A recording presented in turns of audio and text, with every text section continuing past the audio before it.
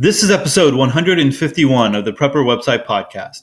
Today's articles are How to Win a Gunfight, the 14 Things You Need to Remember, and Things to Scavenge Off of Old and Abandoned Vehicles in an SHTF Situation. Hey, I'm Todd Sepulveda, the editor of PrepperWebsite.com. This podcast is an audible version with some commentary of articles that have been posted on Prepper Website, a daily curation of preparedness information. These articles are some of the best that have been recently posted on PrepperWebsite.com. All article links and show information can be found on the PrepperWebsitePodcast.com. Hey, Ray left me a comment on episode 150. We're going to make Ray a co-host here at the Prepper Website Podcast. He's Ray's all over the place. So he's over at Prepper Church, and he likes a lot of the articles over there on that Facebook page, and he's a member of the Facebook group. So I appreciate his engagement, and also the Prepper Website page, Facebook page as well over there. But he said, hey, I know the longer podcasts are taken away from your family, but I am greedy and love the longer ones. You must do what is best for you and your family. So thanks for the comment, Ray. And the thing is even with two articles yesterday, it was still at like 37, right under 38 minutes. And that's just, I guess I'm becoming more comfortable talking, like I said yesterday, and just kind of yapping and stuff. And hopefully I'm not yapping and just for yapping's sake, right? And just to be able to put more minutes on the podcast.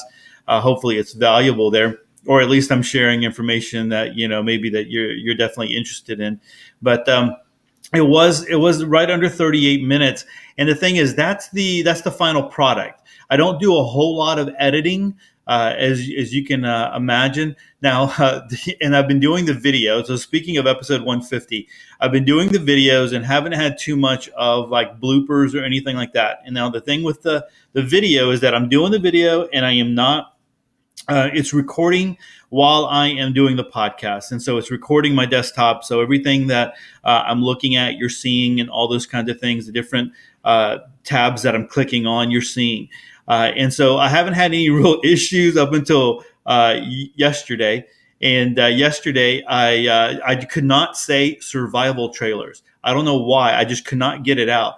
And I kept messing up. And I just, and then my wife thought I had paused it and she didn't realize I was doing the videos and stuff, and that I didn't edit the videos out.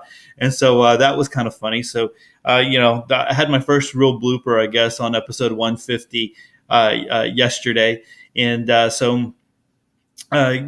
you're interested in the videos and those, you can go check those out. But that's going to be that was a full 39 minutes. So it's about 2 minutes I cut out of the podcast, just editing it out and different things like that. So, hey, if you are maybe getting your news from the podcast and maybe you're not familiar with what's going on for whatever reason, there was a really big earthquake. Now, I'm recording this on Tuesday night. This is the Wednesday podcast. I'm recording Tuesday night. There was a very big earthquake in Mexico I think it was a 7.1. It was a 7.1. And it was I think they said about 400 miles away from where that 8.1 was last week. Now, I always look to, I talk about suspicious observers a lot. And recently I've been talking a lot about them because we've had a lot of craziness and, solar activity and stuff like that. And actually it's going to start gearing up here again. But anyway, so I go over to his website to see what he says, because he tracks earthquakes and stuff, and they were predicting this area. And actually on the map and the app that you get, it was showing like a black mark on that coast.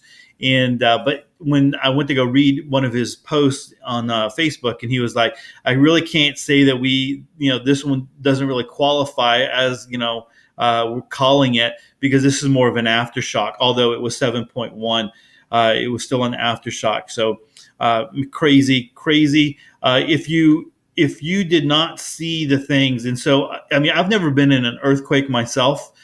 Some of you who live in California and stuff who have experienced it, I couldn't believe. You always hear about buildings swaying and things like that. You always hear that, and you kind of wonder, or they talk about the ground, swaying and moving and stuff, and you're like, okay, is that like, well, what exactly is that? Well, the thing is that this Mexico quake, there's video all over the place, and there's I mean, it was crazy to see some of these buildings actually shaking the way that they were shaking. I mean, it was like they were swaying back and forth.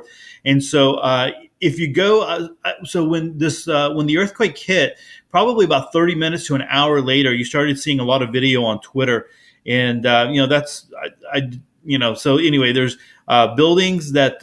So let me. I'm going all over the place, so you're gonna have to excuse me.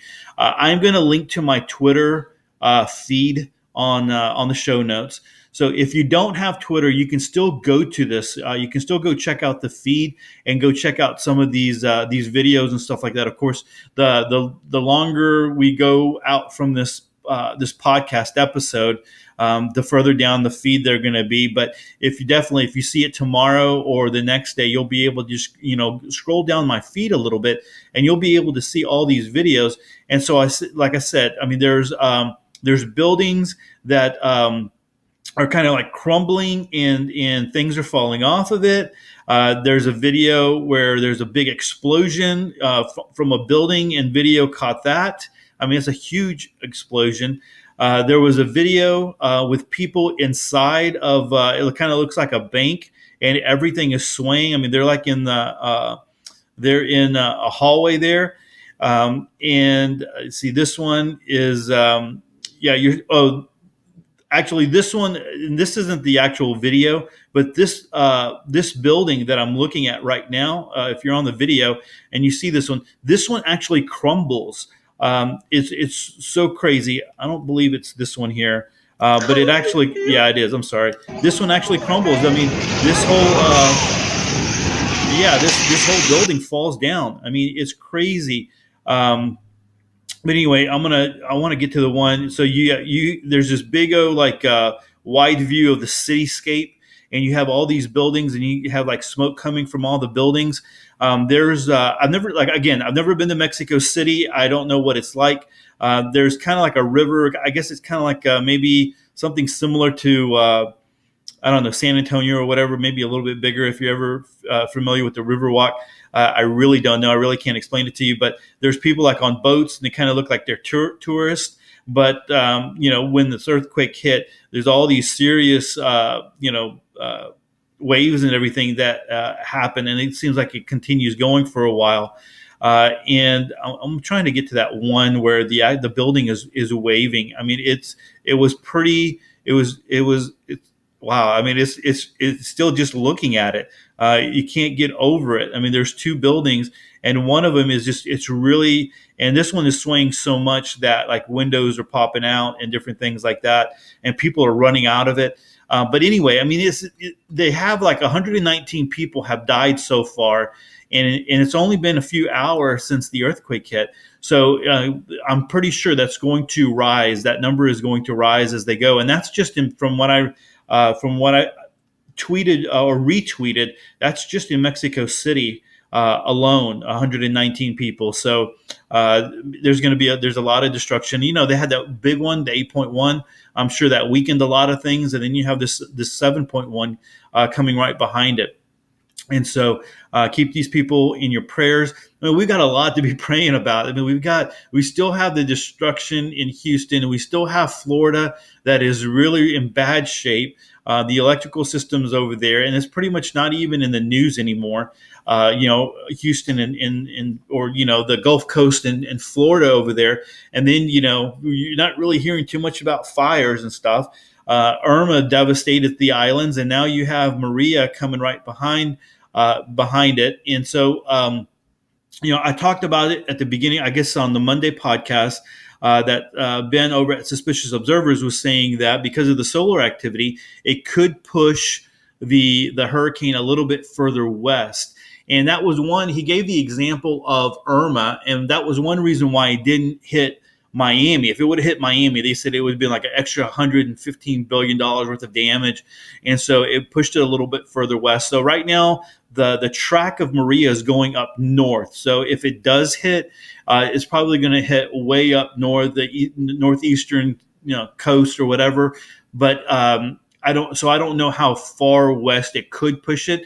And he was explaining that there's no real models that incorporate the solar activity into it, but it's just from experience that they have been seeing that when there is a hurricane. I think I just said earthquake. When there is a hurricane and there is a lot of solar activity, that hurricanes tend to push westward. If there's not, they tend to go north. And so, you have the remnants of Jose, I think, is getting ready to hit. I think they said New Jersey, and so people are getting ready over there. But Maria is bad, man. I mean, it's wiped out a lot. One of the guys that works in the cafe in my office building, he's from Puerto Rico, and all his family is in Puerto Rico, and he's very, very nervous. He was very happy that Irma didn't really. It kind of just sideswiped them a little bit, and it wasn't even the dirty side of the hurricane. But this one is going to be devastating. And from the accounts that I see, I mean, they're kind of like, the government there in Puerto Rico is kind of hoarding supplies and stuff like that. So who knows what's going to happen? How bad that's going to get. So we got to keep these people in our prayers too. And again, you got all these crazy things going on, and all these things happening, and you kind of gotta. You start thinking to yourself, man, what is going on? Is there something more? Is there something that is there a lesson here that we need to be learning, right? Not just preparedness. But anyway, so a lot of good stuff there. Go check out the YouTube channel, and then the Prepper website, Twitter account. If you're interested in seeing some of those videos, the videos aren't very long; they're like 40 seconds, a minute. But very, very interesting. And if you've never seen anything like that, I mean, I just that was wow. For me. Hey, I do appreciate those of you who are making your purchases, making your Amazon purchases through our link. That's just a really big blessing. And I just wanted to say that because I see that, I notice it. There's a little bit of an uptick there. And so, no matter what you're buying, if you go over to our website, or even if you go to Prepper website, and you just click on any Amazon link, and it takes you to Amazon, whatever you buy, even if it's not preparedness related, we get a little bit of a percentage. And so I'm not doing, Patreon. I'm not asking for donations. I've never gotten, I've never gotten to that place. I never really want to get to that place. I guess I could do Patreon and do the videos. That could be part of it, but I don't want to do that. If you support the podcast and you support, and I don't know, eventually I might do some sponsors with the podcast or whatever. I still don't know what I'm going to do there. But if you support the podcast that way, I mean, I really appreciate that. And then from time to time, I do share. Actually, this Friday, I'm going to have a flash deal for you. And I don't know, I guess I'll be able to talk about it on the Friday podcast. It'll be late Thursday that I release it. And so I'll be able to talk about it. But it releases Friday. So if you listen to the Friday podcast late Thursday night, you won't be able to take advantage of it, but Friday morning you will be able to. And I'm going to send it out on the email as well. But this is, so when I send out those kinds of things, if you want to support it, if those are things that are interesting to you and hey, yeah, I can kind of see myself purchasing this, or this is something useful, this is something that I would like.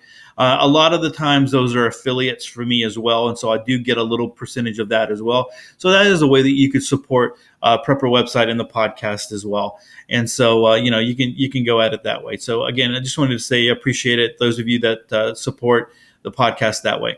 All right, so let's go ahead and go get into our articles for the podcast. Again, I'm sorry, I'm rambling. I got to learn to stop rambling so much at the beginning. Well, I mean, I was talking about all the earthquake stuff, so it wasn't like I was just talking about junk or just trying to fill time up again. This first article comes to us from thepreppingguide.com, and I believe this is the first article that we're reading from the Prepping Guide on the podcast. They're fairly new to Prepper website. And so this article is entitled How to Win a Gunfight, the 14 Things that You Need to Remember. And so I'm going to go ahead and read these, and always things that you can apply and things that you can think through. There might be some things that, hey, I don't know if I really believe that that's the way that I should do things, or definitely maybe that's an area where I need to go get a little bit more training in. So let's go ahead and read this article. Do you know how to handle yourself in a gunfight? Let's throw ourselves into a situation. Some people want your stuff, or they just plain out want to kill you, and all you've got is a gun lying on the ground next to you. What would you do, and how would you win this gunfight? So first, you've picked up the gun, pulled out the magazine, and checked how many rounds you've got spare. This is all done while rounds are flying over your head and bouncing off things around you. But they're not hitting you because you've already ducked behind cover to figure out your tactics, right? Let's just say that if there were a group of people firing at me, my first thought would be to get out of there as quickly as possible, regroup with some gun savvy would be volunteers, and come back. One big tip that might help in a gun fight: 3-on-1 is better than 1-on-3. So work with those odds and round up some friends who would be worthy of a gunfight and are up to scratch with these 14 things to remember to win a gunfight. It's not always as easy as leaving a gunfight and going to find some friends, but if you can, I guess that's the benefit. So here's some 14 things. I'm not going to list them off as number one and count down that way, but I'm gonna read them for you here. Have yourself a merry little sidearm. Weapon fire, weapon fires, weapons stop. This is the thing they teach to soldiers in initial weapons training. They teach this because guns are not like a weapon in Call of Duty. They stop. You could fire one shot and the weapon might not automatically reload because you have a chunky piece of metal 5.56 jacket jammed in your ejection port. Now, while any good shooter might pull out the magazine, cock the weapon, and give the gun a right old nudge and shake just to free up the jam, you're not going to do that. In an immediate jam, you are going to sling the weapon. Everyone should have a good adjustable sling, and whip out your pistol to keep firing. That pistol is your merry little backup present when the first one wasn't good enough. It is loaded and ready to dump out 33 rounds from a normal Glock mag. In this case, you'd probably use this secondary weapon to fire while you find cover and get your boomstick back into the game. For a demonstration on the quick sling of the primary to secondary weapon, we can look no further than to the training given to Keanu Reeves to become John Wick by Terran Tactical for this one. And so this article is going to have a couple of videos you're going to want to go check out. That video with Keanu Reeves going through the range, I think that one's pretty popular. It's been on YouTube many, many times, but it was kind of cool to see him doing that. All right, so know where your ejection port is. Movies aren't always that accurate, especially when it comes to bullet casings. Every weapon has an ejection port. Out of that comes the bit of bullet that never leaves the barrel of a gun. It's called a casing, and it is damn hot. The first reason you should know where your ejection port is would be in the case above where your weapon jams up. Most of the time, it's going to be a bullet that hasn't been struck properly and has not fed into the gun correctly. You will see this stuff up in the ejection port. The second reason, and one quickly learned by shooting beginners, is that some weapons have ejection ports that can fire hot bullet casings onto your skin, causing a nice little bullet tattoo to be burnt into your skin. Generally, the ejection port is on the right side of the weapon, so when your would-be volunteer buddies in the gunfight are on your left, you're going to get sprayed with burning hot bullet casings. Man, let me tell you, that sucks. When you're, especially even when you're at the range and no one's next to you, with the different, I guess, the booth that you're in, there are times where it'll ricochet off the wall. They have cinder block walls. It'll ricochet off the wall and land, on your arm or your hand or whatever, and land right in the perfect place. And yeah, man, that sucks. So what should you do about this? Suck it up. They're on your side and you've got bullets coming at you. But if you're like this lady with a bullet casing down the top, you're probably going to be burning. So there's, I guess, another video where a bullet casing goes down this woman's top. I think that one's pretty famous too. It's been on YouTube or Facebook as well. I shoot, you run. If you're not shooting, you should be running. Tell your buddies in the gunfight the same thing. Try to synchronize it. If you are retreating, one person shoots while the other runs. Repeat this until you are in your abandoned building or bunker hideout.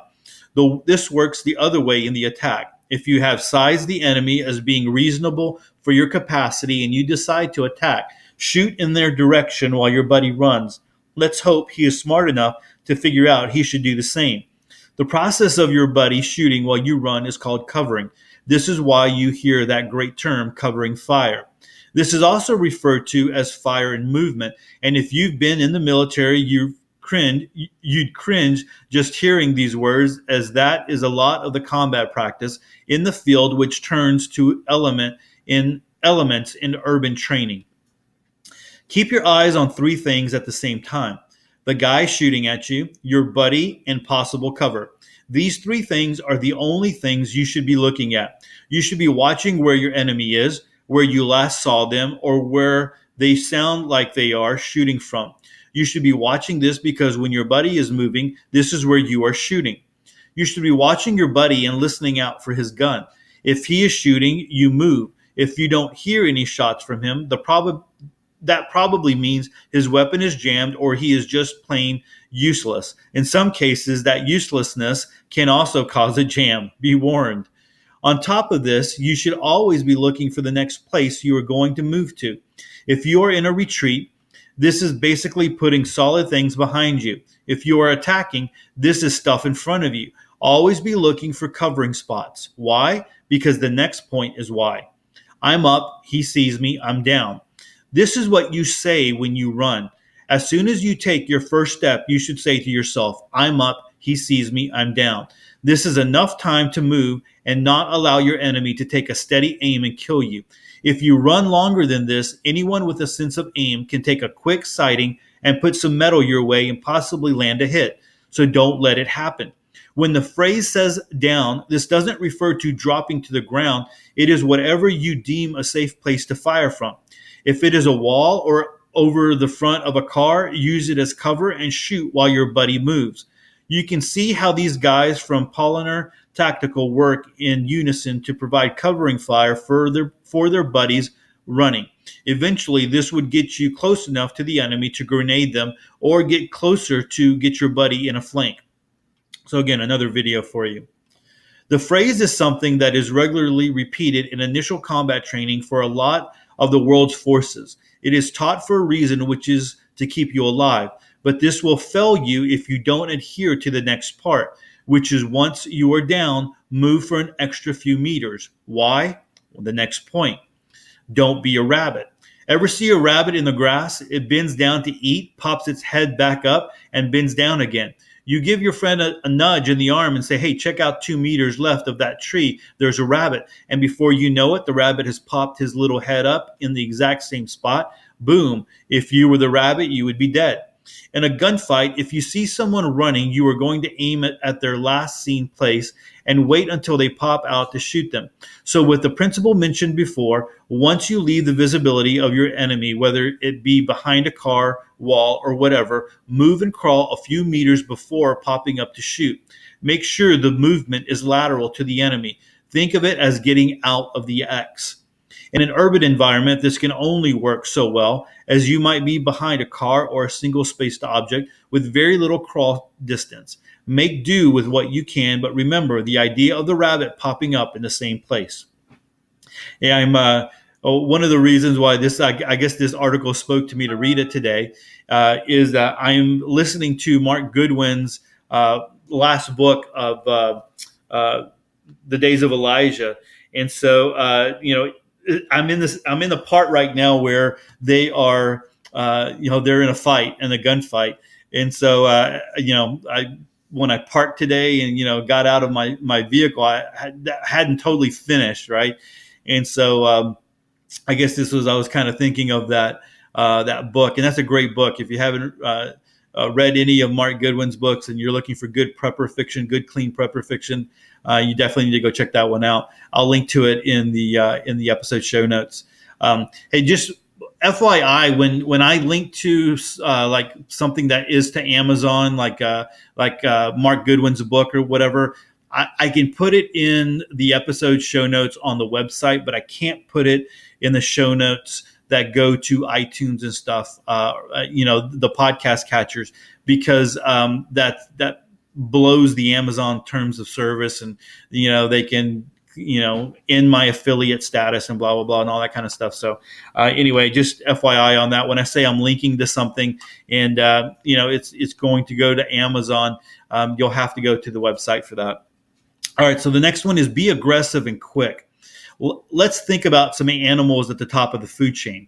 All of the ones that I can think of are aggressive and quick in their attack, and you should be too, despite whether you are attacking or retreating. Why? When you are covering fire, you only have a certain amount of bullets to do so.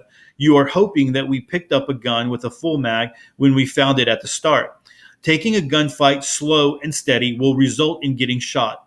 Bullets move fast, and you need to as well. Whenever you are in a gunfight, the number one rule is to be aggressive, confident, and quick.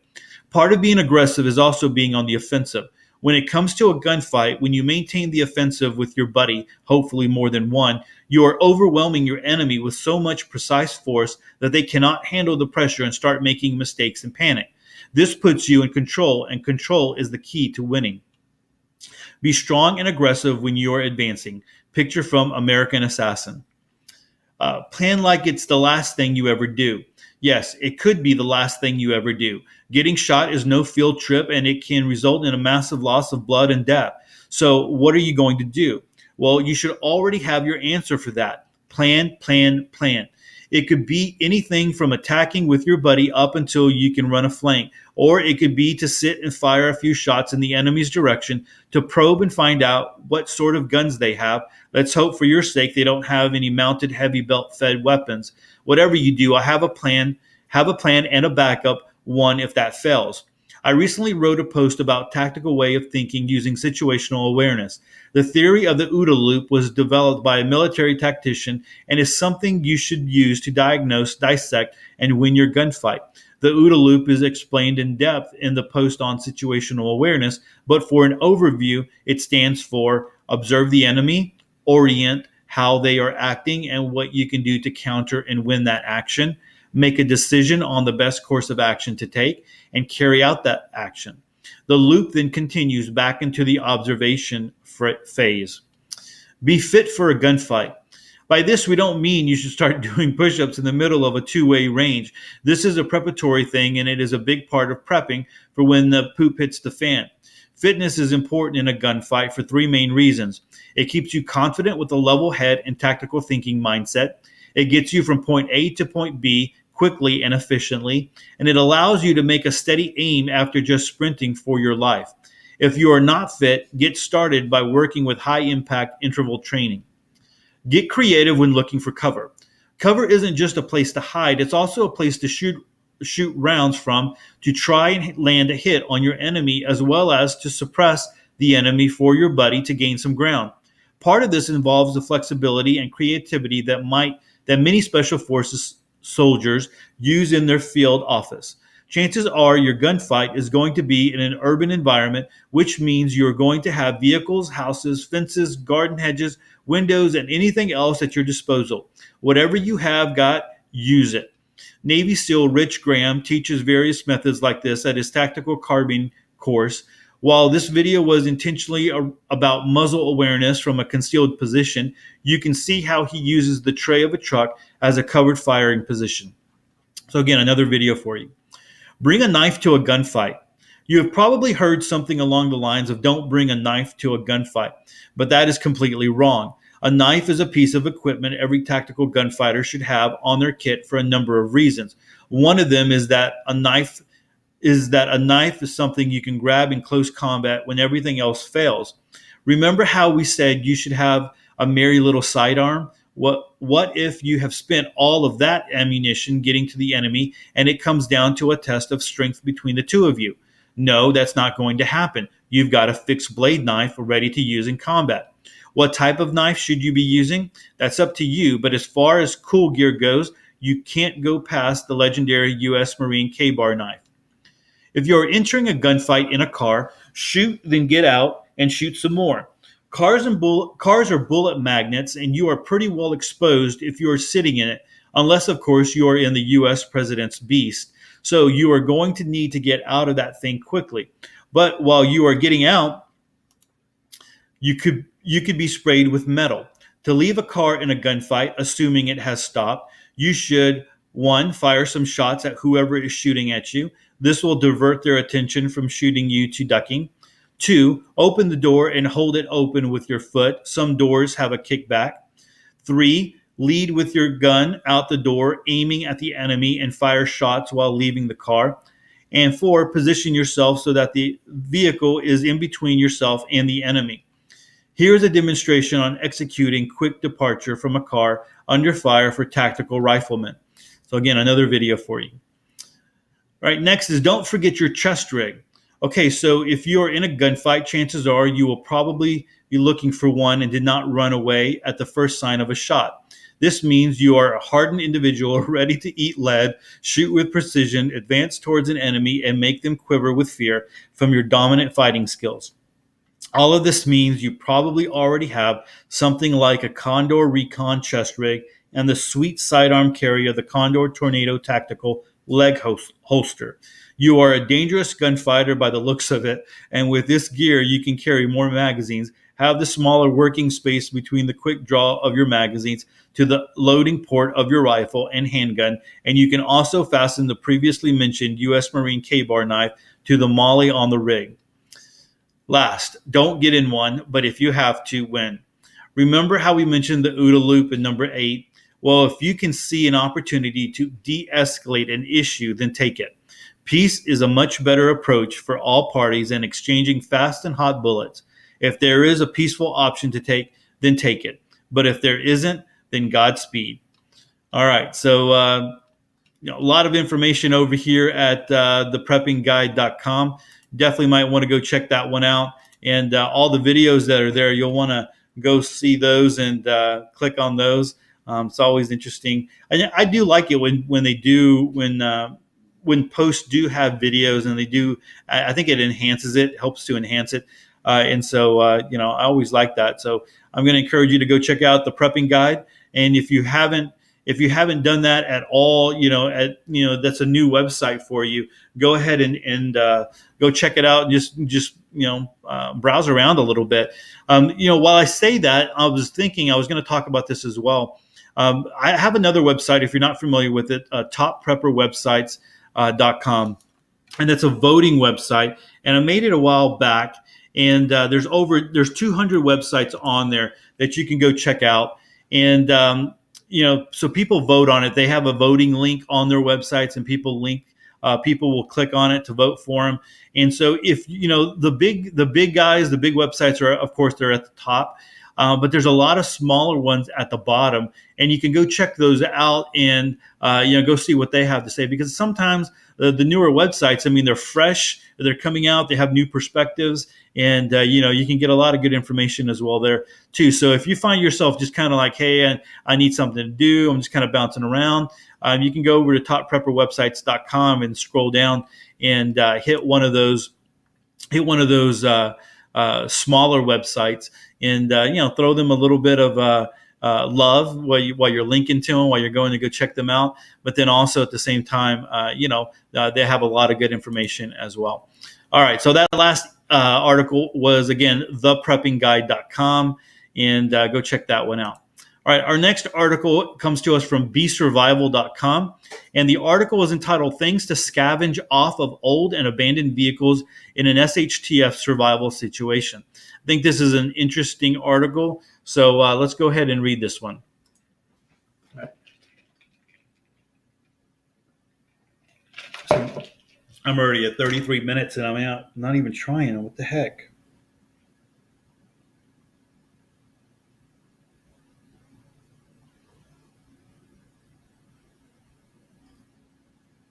Oops. Hold on.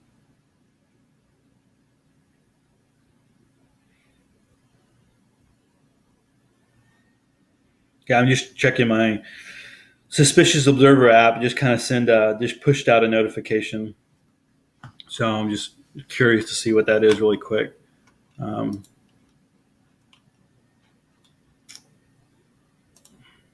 Yeah, I don't know why it's not updating.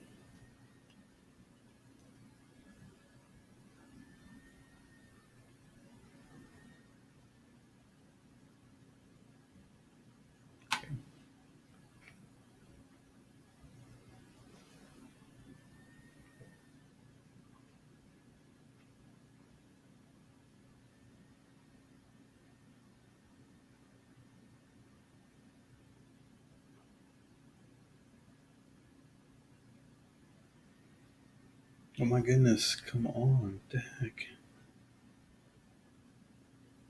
Oh, well. All right. Sorry. Let's go ahead and keep going.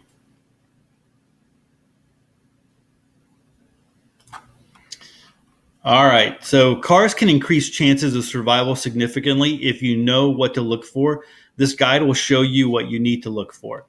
When I was reading this article and preparing for the podcast, I was thinking there's an episode of Dual Survivor with when Dave Canterbury and Cody Lundin were on it, and they find an old abandoned truck. So some of you who watched that, I didn't watch it too much after Dave was off of it, but yeah, I do remember that episode, and they were scavenging all these things off of this truck, and so I'll talk a little bit. We're going to read this article, and I'll talk a little bit about my memories of that episode. So let's go ahead and start here. It is estimated that there are 800 motor vehicles per 1,000 people in the United States. If you ever face a survival situation where the SHTF, you will be grateful if there are many cars around you. The car body. A car does not turn into a useless piece of junk if it does not run anymore. Most people overlook the car itself when looking for useful items. The car can be seen as a ready-to-use shelter that will protect you from the cold, storms, and wild animals. If it does run, then you're even better off if you stick with it. You now have a portable shelter that can take you to a secure place where your chances of survival are bigger. The trunk and glove box. The most obvious place to look are the trunk and glove box. Most people keep tools such as starter cables, first aid kits, blankets, and flashlights in their trunk. In their glove box, you will usually find food, lighters, and even maps. If you find a lighter, you can use it to start a fire, purify water, and cook food. A map can help you with navigation. Mirrors. Mirrors are extremely valuable in a survival situation. Cars offer a lot of mirrors to use, so finding one shouldn't be hard at all. The rear view mirror will most likely still be in the car. Mirrors can be used for signaling and are very easy to use. Although a fire can be used for signaling as well, but could be too inconvenient since it attracts unwanted visitors. Mirrors, on the other hand, can signal more precise and will only alert people in a direct line of sight. Mirrors can also be used to check hard to see areas, such as snake dens. Seats. Seats can offer a lot of different uses depending on the material. With leather seats, you can create shoes and bags. Seats made of fabric can be used for warmth and clothing. And if the seat happens to have seat covers, you can use those as covers for the ground or a blanket. Headlights.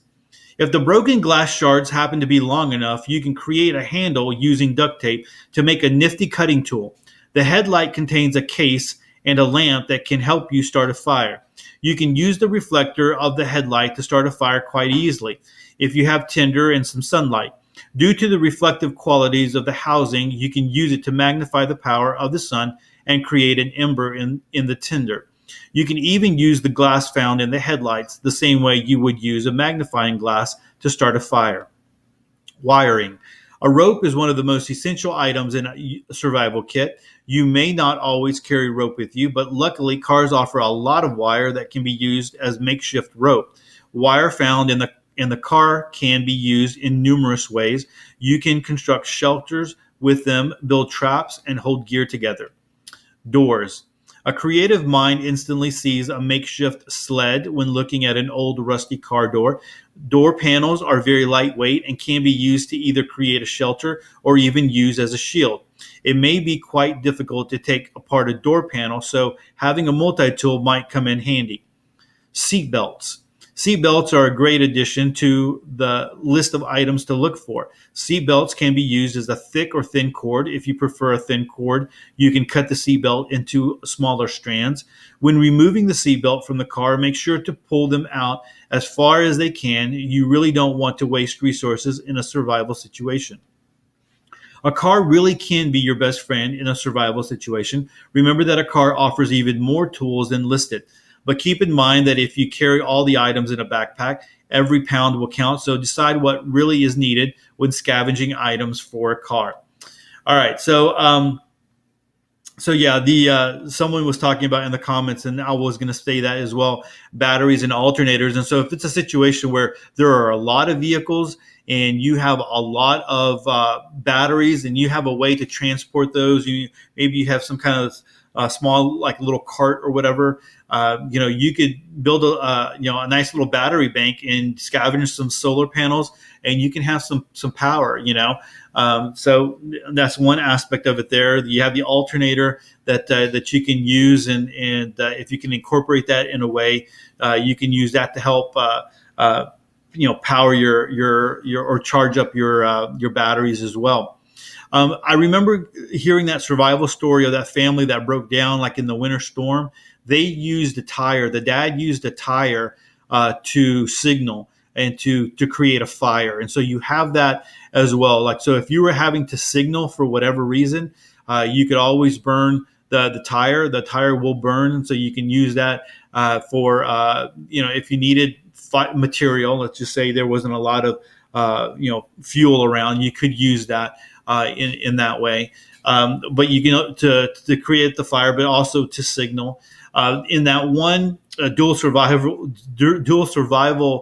show that I was thinking about, they made a shelter, and so they used the hood of the car. So they had some tools. I don't know I can't remember if they found tools in the car or if they had some multi-tools or whatever, but it wasn't too hard to pull that hood off. And so they use that as a roof. And so you have that aspect of it as well. You always want to look underneath seats. If you have a truck or something like that, you want to maybe pop the seats up and look underneath there. There's always things that could be underneath there that you could use as well. There could be gas in the fuel tank. You can, with something that you can poke through the bottom of the fuel tank, you can get the gas out. If you don't have a siphon hose, you have that ability to do that as well. So just a lot of things that you can do with that when you think about it. And so there are. Somebody said that with Hurricane Harvey, that there are so many flooded out cars, and so you can just kind of imagine. I wonder what floodwaters do to a battery. I've never heard what happens to that. I don't know if somebody knows that. That'd be great if you could share that. But so you have all these car batteries out there. You have all these other I guess I don't know. I don't know if they're going to be sent to auction. I don't know if they're going to be like destroyed or what. But there's thousands and thousands. I mean, someone said up to 100,000 vehicles could be damaged from the hurricane just because of the flooded waters and stuff. I mean, I know I have a friend that I went to school with growing up, and she lost both of her vehicles. And so, that would completely suck, man, having to get two vehicles there. And especially, depending on what kind of insurance you had on that, if you had insurance that would cover that or not. I mean, that's got to be, again, very, very devastating for a lot of people out there. So anyway, things to scavenge off of old abandoned vehicles in an SHTF survival situation. That's over at besurvivable.com. Good things there. And if you think of some other things maybe that I didn't mention or that the article didn't mention, drop me a line on episode 151, and I'll share that out tomorrow on the podcast. Because it's always helpful. People always. It's amazing how people always come up with some really cool things and you don't always think about them. And that's what's great about having the Facebook group, is because, people will throw out ideas out there, or someone will throw out a question, and I can answer it my way, but someone will come from a different perspective and answer it. And they're both good ways. They're just different ways of looking at it. So if you haven't joined the Facebook group, hey, you're welcome to come on over and request to join. Love to have you over there. And if you get a chance, Love to hear any feedback that you have. You can always hit me up on Facebook, Twitter, and Instagram, or you can come to the prepperwebsitepodcast.com and leave me a message in one of the comment sections there. I will get it. I do appreciate it when you do share out the episodes or the podcast, the link to the podcast. That's always a great blessing to me. So I really do appreciate that. With that, choose to live a more self-reliant life. Choose not to be so dependent on the government grid or the grind. Until tomorrow, stay prepped and aware. Peace.